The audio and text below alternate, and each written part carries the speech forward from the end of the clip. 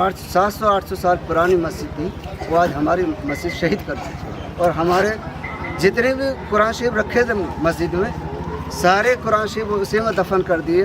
एक भी कुरान शरीफ निकालने का मौका नहीं दिया। मैंने बड़े एसएचओ साहब से रिक्वेस्ट करी कि आप सर, आपको पता है ये पुरानी मस्जिद है, 700-800 साल पुरानी, ये मस्जिद को छुड़वा। दिल्ली के महरौली में एक 13वीं शताब्दी की मस्जिद अखुंजी को बुलडोजरों से ध्वस्त कर दिया गया है।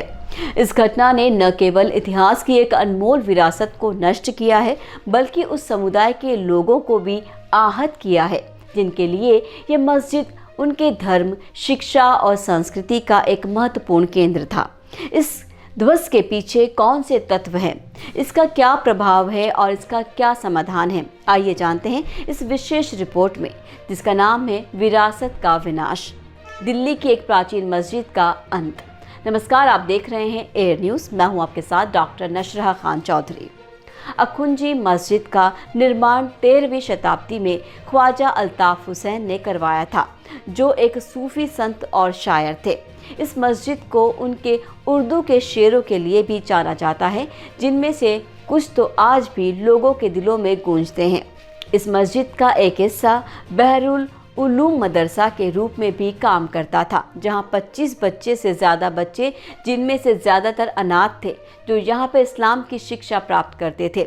इस मस्जिद के पास एक कब्रिस्तान भी था, जहां ख्वाजा अल्ताफ हुसैन के साथ साथ उनके शिष्यों और चाहने वालों की कब्रें थीं।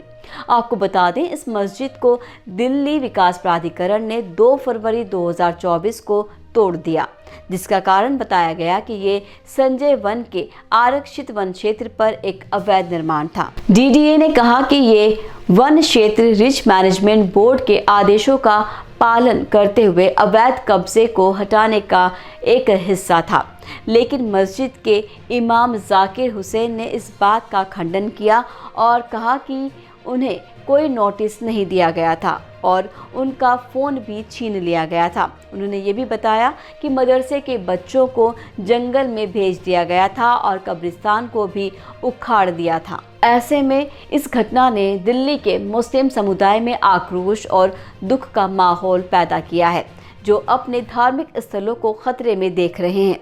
दिल्ली में कम से कम 4 और मस्जिदें हैं जिन पर डीडीए और नई दिल्ली नगर निगम जैसे विभिन्न प्राधिकरणों का दबाव है।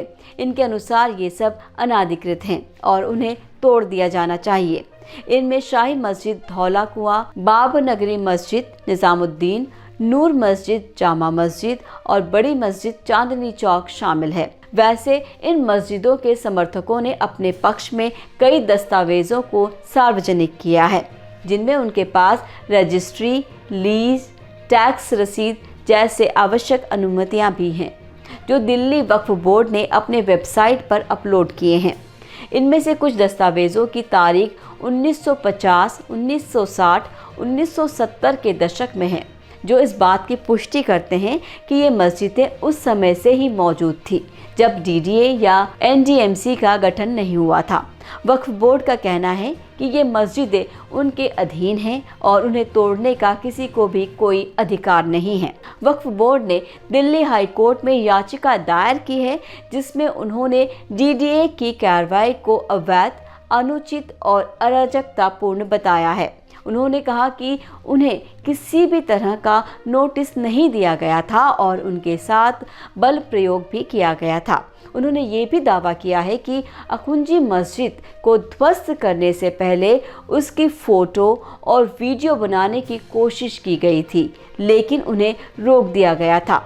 वक्फ बोर्ड ने कोर्ट से अखुंजी मस्जिद को पुनर्निर्माण करने और अन्य मस्जिदों को बचाने की मांग की है। आपको बता दें कि इस मामले में हाई कोर्ट ने डीडीए को 1 हफ्ते का समय दिया है, जिसमें वो अपना जवाब दे सकें। कोर्ट ने ये भी कहा है कि वो इस मामले को गंभीरता से लेगा और इसका निराकरण नहीं करेगा। कोर्ट ने डीडीए से पूछा है कि क्या उसने मस्जिद को तोड़ने से पहले किसी भी धार्मिक समिति से सलाह ली थी और क्या उसने विरासत विभाग से भी परामर्श किया था।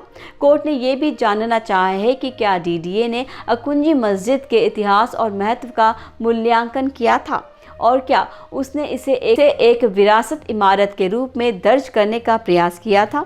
वैसे तो इस मामले में अभी तक कोई निर्णय नहीं आया है और दोनों पक्षों के बीच विवाद अभी भी जारी है। इस घटना ने न केवल दिल्ली के मुस्लिम समुदाय को आहत किया है, बल्कि उन लोगों को भी चिंतित किया है जो देश की विरासत और संस्कृति विविधता को संरक्षित करना चाहते हैं। इस घटना के बाद दिल्ली के नागरिकों ने अपनी आवाज़ उठाई है और सरकार से इतिहास और धार्मिक स्थलों की सुरक्षा की मांग की है। विभाजन के दौरान भारत और पाकिस्तान के बीच हुए धार्मिक स्थलों के आदान प्रदान के समय भारत ने अपने धार्मिक स्थलों की सुरक्षा का वादा किया था और ये घटना उस वादे को चुनौती देती है। इसके अलावा ये घटना भारतीय संविधान की धारा 25 और 26 के उल्लंघन का मामला भी उठाती है, जो धार्मिक स्वतंत्रता की गारंटी देती है। इसीलिए ये मामला सिर्फ एक धार्मिक स्थल के विनाश का मामला नहीं है, बल्कि ये भारतीय संविधान की आत्मा के खिलाफ भी है। अब सवाल ये उठता है कि भारत सरकार और न्याय प्रणाली इसे कैसे सुलझाएगा? क्या वो धार्मिक स्थलों की सुरक्षा के लिए नई नीतियां बनाएगा? क्या वो धार्मिक स्वतंत्रता के अधिकारों की रक्षा करेंगे? और सबसे महत्वपूर्ण, क्या वो अखुंजी मस्जिद को पुनर्निर्माण करने की अनुमति देंगे?